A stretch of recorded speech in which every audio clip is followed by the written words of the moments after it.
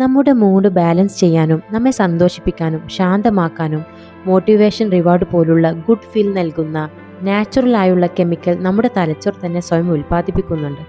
പക്ഷേ ഇൻസ്റ്റൻ്റ് ആയിട്ടുള്ള റിലീഫിന് ആൽക്കഹോളിനെ തേടി പോകുമ്പോൾ തലച്ചോറിൻ്റെ നാച്ചുറൽ ആയുള്ള സംവിധാനത്തെക്കാൾ വേഗത്തിൽ അത് ഫലം നൽകുന്നത് കൊണ്ട് തന്നെ അതൊരു കുറുക്കുവഴിയായി എന്ന പോലെ ആശ്വാസം തോന്നാം. പക്ഷേ ഇവിടെ തലച്ചോറിൻ്റെ നാച്ചുറൽ പ്രവർത്തനത്തെയും സ്വാഭാവിക സന്തുലിതാവസ്ഥയെയും ആൽക്കഹോൾ ഹൈജാക്ക് ചെയ്യുകയാണ്.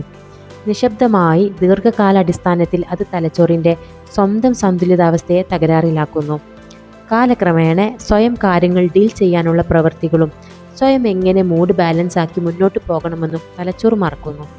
തലച്ചോറിന് അതിൻ്റേതായ ഒരു ഔഷധശാലയുണ്ട്, പക്ഷേ ആൽക്കഹോൾ അതിൻ്റെ പ്രവർത്തനത്തെ കൈയടക്കുന്നു. താൽക്കാലികമായി രക്ഷപ്പെടാനല്ല, മോശമായ അവസ്ഥകളിൽ നിന്നും റിക്കവർ ചെയ്യാനാണ് നമ്മൾ നമ്മുടെ മനസ്സിനെ പഠിപ്പിക്കേണ്ടത്. തലച്ചോറിനെ തകരാറിലാക്കിയാലും കുഴപ്പമില്ല.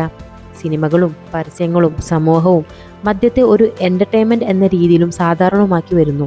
ഫീൽ ബാഡിൽ മാത്രമല്ല, ഫീൽ ഗുഡിലും ആൽക്കഹോളിനെ തരംഗമാക്കുന്നു.